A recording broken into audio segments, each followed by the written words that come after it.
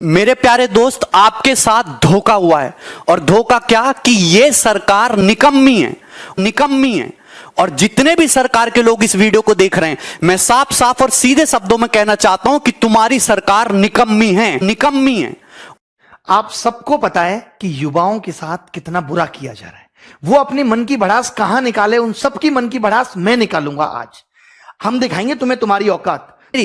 इस समय भारत में 10 करोड़ से ज्यादा लोग किसी ना किसी तरीके की बेरोजगारी से जूझ रहे हैं।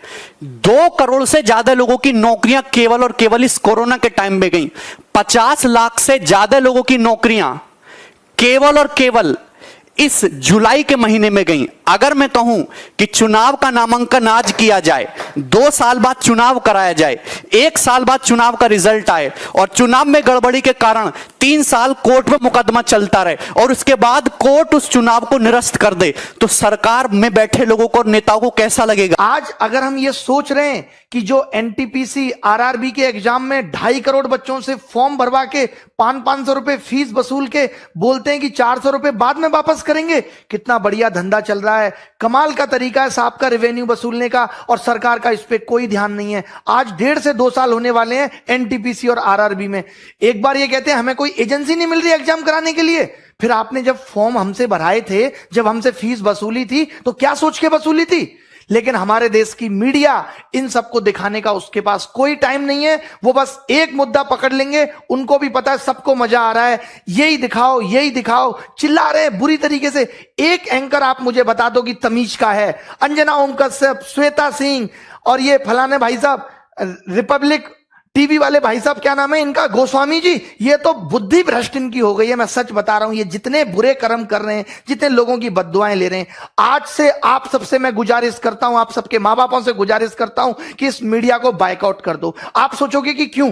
मैं आपको बता दूं, इसकी क्रेडिबिलिटी खत्म हो चुकी है। एक जमाना हुआ करता था जब मीडिया अगर कोई बात कहती थी तो सरकार की जवाबदेही बनती थी। आज मीडिया चिल्लाती रहे, मीडिया को कोई मतलब नहीं है, सरकार को कोई मतलब नहीं है। सरकार जरूरी नहीं समझती कि वो मीडिया बात का जवाब दे, क्योंकि मीडिया बाइस हो चुकी है। मीडिया को न्यूट्रल होना चाहिए। आज देश के अंदर कोई पॉलिसी आती है तो मीडिया जनता से जाके सवाल पूछती है, जबकि उसको सरकार से पूछना चाहिए कि आप ये पॉलिसी लेके आए हो, इसको कैसे एग्जीक्यूट करोगे, कैसे लोगों तक फायदा पहुंचाओगे। वो जनता से सवाल कर रहे हैं उल्टा। ये कोई न्यूज है क्या यार? इसके बगैर मेरे को क्या खाना हजम नहीं हो रहा है। लेकिन अगली बात आती है जी, देखो कितनी अच्छी है ये ANI है, जो माना जाता है भारतवर्ष का एक बेहतरीन न्यूज एजेंसी है। ठीक है, बेहतरीन, क्योंकि आप देखेंगे जी, नरेंद्र मोदी जी अगर गुफा में भी घुसे हुए हैं तो सिर्फ एकमात्र यही फोटोग्राफर वहां पर मिलता है कि वो वहां अनुलोम विलोम कर रहे हैं और वो भगवान भोलेनाथ का जाप कर रहे हैं, तो ये वाला न्यूज चैनल हमेशा वहां पहुंचता है। लेकिन ये उन बच्चों के घर कभी नहीं पहुंचता जो बच्चे पेपर के रिजल्ट ना आने की वजह से सुसाइड करते हैं। ये कभी वहां नहीं पहुंचता, ये कभी वहां आवाज ही नहीं उठाता। लेकिन ये फर्जी ये यहां पहुंचता है कि Maharashtra actor Rhea Chakraborty and her brother Showik Chakraborty arrive at DRDO guest house. ये कोई न्यूज है क्या यार? इसके बगैर मेरे को क्या खाना हजम नहीं हो रहा है। लेकिन ये कोई न्यूज है क्या यार? इसके बगैर मेरे को क्या खाना हजम नहीं हो रहा है। लेकिन इसके अंदर इतनी बड़ी बुरी स्थिति बनती जा रही है जिसकी वजह से हर छात्र, हर अभिभावक और हर एक अध्यापक की नींद उड़ी हुई है। बात छोटी नहीं है, बात बहुत गहरी है। अगर ध्यान से नहीं सुनते हैं तो बात आने वाले 5 साल 4 साल में कोई सुनने वाला नहीं है। साल थोड़ा बैक जाऊंगा, बात करता हूं 3 अक्टूबर 2014 की, जब पहली बार नरेंद्र मोदी जी, हमारे सम्मानित PM, पहली बार मन की बात को लेकर हम सभी के सामने आए। तो उम्मीद करता हूं, कसम खा रहा हूं मैं, मुझको नहीं पूरे देश के करोड़ों युवाओं को, करोड़ों शक्तियों को एक एहसास हुआ कि आज एक बहुत ही ताकतवर PM हमारे सामने आ रहा है। वो हमारे दिल की बात करेगा, हमारे मन की बात सुनेगा, अपने मन की बात कहेगा, मन की बात पूछेगा। मैं आपको डेट बता रहा हूं, 3 अक्टूबर 2014 को पहली बार जब आकाशवाणी ने प्रचार किया और उनको लाइव किया मन की बात के साथ, तो नरेंद्र मोदी जी, और सबसे बड़ी बात है कि उस दिन विजयदशमी हो रही थी, दशहरा का पर्व हो रहा था। पूरे देश में एक हंगामा सा हो गया कि पहला PM आया है जो खुद युवाओं से जुड़ने की बात करता है, मन की बात कहता है। हम भी खुश हुए थे, दिल से खुश हुए थे, और ये कसम खाई थी कि मोदी जैसे व्यक्तित्व को 5 साल नहीं, अगले 50 साल तक अगर देश का PM बनाना पड़े तो हम लोग बनाएंगे। कस्में खाई थी, कस्में खिलवाई थी। लेकिन 3 अक्टूबर 2014 का वो प्रधानमंत्री जो इतना ऊर्जावान हुआ करता था, युवाओं के मन की बात करना चाह रहा था, आज मुझे बहुत दुख हुआ 30 अगस्त 2020 को इतवार के दिन आज वही प्रधानमंत्री जब मन की बात करने आता है तो वो आपकी बात नहीं करता है, युवाओं की बात नहीं करता है, वो बात करता है डॉग्स, कुत्तों की, वो बात करता है चिंगारी एप्स की, वो बात करता है खिलौनों की। आप लोग खिलौने बनाओगे? और खिलौनों की बात क्यों करता है वो? क्योंकि 2019 में अंबानी परिवार ने, रिलायंस समूह ने और मुकेश अंबानी ने ब्रिटिश की 259 साल पुरानी बहुत ही प्रतिष्ठित खिलौनों की कंपनी हैमलीज को खरीद लिया है। और आज अब वो अपना सारा पैसा लगाकर उन्होंने देश के तमाम बड़े शहरों में, नोएडा में, बनारस में, गुजरात में, बहुत जगह, ठीक है, तमिलनाडु में वो हैमलीज के बड़े बड़े स्टोर खोल रहे हैं। 259 साल पुरानी ब्रिटिश कंपनी हैमलीज खिलौनों की बहुत ही प्रतिष्ठित जो है अपना स्टोर है, वो उसको अंबानी ने खरीदा है। उस 2019 के बाद आज वो प्रधानमंत्री उनकी तारीफ करता हुआ देश के युवाओं से यह कहता है कि आप खिलौने बनाना सीखें, आप खिलौनों के प्रति प्यार लाइए। अरे क्या कभी नरेंद्र मोदी जी ने यह बात की कि हम आपके युवाओं की बात करते हैं, युवा मन की बात करते हैं? हमें किसी प्रधानमंत्री से, किसी पार्टी से न नफरत है न प्यार है। जो पार्टी हमारे लिए काम करेगी, युवाओं को रोजगार देगी, हमारी बात करेगी, हम उसकी बात करेंगे। प्रधानमंत्री कोई बने, प्रधानमंत्री आकाश से आए, जमीन से आए, तमिलनाडु से आए, गुजरात से आए, उत्तर प्रदेश से आए, बिहार से आए, लेकिन वो हमारे युवाओं की बात करे। वो प्रधानमंत्री जिससे हम सभी को उम्मीदें हमने लगाया हुआ था, वो कुत्तों की बात करता है, डॉग्स की बात करता है, चिंगारी एप्स की बात कर रहा है। इसके बाद क्या प्रधानमंत्री नरेंद्र मोदी जी ने आज तक कभी, सभी लोग बता दें, मैं किसी का विरोध नहीं कर रहा हूं, क्या प्रधानमंत्री नरेंद्र मोदी जी ने आज तक युवाओं के बारे में कभी मन की बात की? मैं दावे के साथ कहता हूं, 200% दावे के साथ कहता हूं, कभी नहीं किया। क्या प्रधानमंत्री मोदी जी ने कभी युवाओं की बात सुनी? नहीं सुनी। शायद सर वो समझते नहीं युवाओं को, और कि उनकी बात उन तक पहुंचे। मुझे तो एक उम्मीद जगी थी कि ये सभी लोग जमीनी लोग हैं, जब सत्ता में आएंगे तो हमारी बात सुनी जाएगी, हमारी बात कही जाएगी।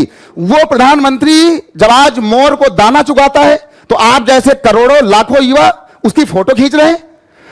याद रखिए, आज आप मोर चुगते हुए दानों की फोटो खींच रहे हैं। अगर आपके हालात यही रहे और आपने अपने क्वेश्चन, अपने प्रश्न अगर आपने सरकार से नहीं पूछे, तो आपकी जिंदगी, आपका परिवार, आपके मां बाप, आपके आने वाले बच्चे खुद मोर बनकर के नाचेंगे और उसको नचाने वाली आज की सरकारें होंगी। सरकार कोई भी हो, मुझे डर नहीं है, मुझे जेल भेजा जाए, मैं आप सब करोड़ों युवाओं के लिए मुझे तिहाड़ जेल में डाला जाए, मैं जेल जाने से नहीं घबराता हूं, अपनी बात खुलकर बोलता हूं। और आज मैंने आपके लिए ये देख लीजिए, आज मैंने कई पन्नों का पूरा शोध करके 4 घंटे मैंने काम किया है, पूरा दिन लगाया है, अपने मन मस्तिष्क को तैयार किया है, क्योंकि आज मैं मन की बात करने आ रहा था आपके लिए, युवाओं के लिए। मैं प्रधानमंत्री जैसा नहीं हूं कि जो सिर्फ अपनी बात करे।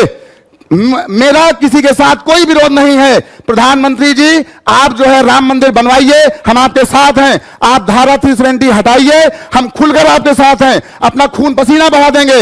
लेकिन अगर आपने या आपकी पार्टी ने या सरकारी नुमाइंदों ने, अधिकारियों ने अगर हमारी बात नहीं की, अगर हमारा युवा आत्महत्या करने को विवश हुआ, तो ये करोड़ों युवा, कई करोड़ युवा चुप नहीं बैठेंगे, जेल जाने से नहीं डरेंगे। मैं खुलेआम कहता हूं। दूसरी बात, ये जो भांड मीडिया है, अमीश देवगन, न्यूज 18, इसके बाद वो जो एक रोज आता है पूछता है भारत लेकर, उसका नाम नहीं, वो पूछता है भारत, कैसे बड़बड़ा रहा है, मुझे समझ में नहीं आता। पूछता है भारत। अर्णब गोस्वामी ने क्या आज तक कभी आपसे पूछा कि युवा क्या चाहते हैं? क्या युवाओं के मन की बात पूछी? क्या कभी पूछता है भारत में अर्णब गोस्वामी ने प्रधानमंत्री जी आपसे कुछ पूछा? मैं दावे के साथ कहता हूं, इन चमचों के अंदर इतनी औकात नहीं है जो आपसे कोई बात ऐसी पूछ सके। अमीश देवगन, आज तक ये जितने भी लोग हैं, इनको मैंने पिछले 4 महीने से देखना बंद कर दिया है और कसम खाई है कि मैं खुद, हमारी पूरे लोग, हमारे टीचर्स, हमारे बच्चे, हमारे साथी, हम खुद इतने ताकतवर हैं, हमारे पास करोड़ों लोगों की सब्सक्रिप्शन है, हम अपनी बात खुद उठाएंगे, आगे आएंगे, लेकिन इन भाड़ मीडिया की बात नहीं मानेंगे, इनको हम बायकॉट करेंगे। अगर मीडिया के अंदर औकात है तो किसी भी नेता को लाकर हम जैसे जो हमारे 4-10 जो हमारे शिक्षक हैं उनको प्रत्येक महीने में एक बार डिबेट के लिए खुलेआम बुलाया जाए। अगर उनकी औकात है हम भी अपनी बात को रखेंगे, रखना जानते हैं, हमें बुलाया जाए और हम अपनी बात रखेंगे। मुझे अपनी बात, हमारे जो साथी हैं, हमारे जो देश के सारे फैकल्टी हैं, उनको अपनी बात रखना आता है तो हमें मौका दिया जाए, नहीं तो हम मजबूर हो जाएंगे आंदोलन करने के लिए। और सबसे बड़ी बात है कि अगर बिहार में चुनाव नहीं होता तो मैं दावा कहता हूं ऐसे हजारों सुशांत सिंह मार दिए गए हैं और आगे भी मारे जाएंगे। ये भाड़ मीडिया, ये डिबेट, दावे के साथ कहता हूं कुछ नहीं होगा। इनकी केवल चाल है बिहार चुनाव को जीतने की। इन्हें कोई मतलब नहीं है युवा नौकरी से, युवा शक्ति से। हमारी बात खराब हो तो आप करोड़ों बच्चों, आप मुझे गाली दो, मुझे गाली सुनना मंजूर है, लेकिन हम इन भाड़ नेताओं को, भाड़ मीडिया को और जो ये कमीने अधिकारीगण हैं जो इतना पढ़ लिख करके सरकार की नुमाइंदगी करने वहां पहुंचते हैं और आज वो आपकी बात नहीं उठाते हैं। सबसे पहले मैं ट्विटर पे जुड़ी हुई कुछ खास खबरें आपके साथ पेश करूंगा दोस्तों, और उसके बाद मुद्दे पर लेकर आना चाहूंगा। ये वो नामी गिरामी ट्विटर हैंडलर्स हैं जिनकी बातें पूरा का पूरा भारत ही नहीं, भारत के बाहर के लोग भी पढ़ते हैं, लेकिन कभी इन्होंने इस मुद्दे पर आवाज उठाई नहीं, जिसकी वजह से एक देश का भविष्य निर्धारित होता है। सबसे पहले देखिए द हिंदू ने क्या कहा है। आज सुबह के एक ट्वीट में इन्होंने ये कहा है कि भाई मेट्रो सर्विसेज को ये 7 सितंबर से शुरू कर देंगे और इनकी कैलिब्रेटेड सेंस होगी। ठीक है, कैलिब्रेटेड इनकी मैनर होगी। अब ये कैलिब्रेटेड मैनर क्या है ये भगवान जानता है, ठीक है ना। इसका मतलब जहां से सरकार को रेवेन्यू आना शुरू हो जाए वो सर्विसेज चालू कर दो, उसमें कोई दिक्कत नहीं, वहां कोरोना नाम की कोई चीज नहीं है। देश में जहां से रेवेन्यू आ सकता है उन चीजों को आप चालू कर दीजिए, उसमें कोई भी प्रॉब्लम नहीं है। तो ये द हिंदू का कहना है। जिस हिंदू को बच्चा सुबह हर रोज भागवत गीता की तरह पढ़ना चाहता है, वो बच्चा जो यूपीएससी, एसएससी और रेलवेज के एग्जामिनेशन की तैयारी करता है, जो भागवत गीता की तरह पढ़ता है, कुरान शरीफ की तरह पढ़ता है, वो हिंदू की खबर ये है। लेकिन इनके पास इतनी फुर्सत नहीं है कि ये देश के इस युवा के लिए रोजगार की मुद्दे को उठा सकें, जिसमें इनका कुछ भी नहीं लगता, लेकिन इनका सब कुछ बिगड़ता नजर आता है। मैं दूसरी खबर आपको दिखाना चाहूंगा दोस्तों।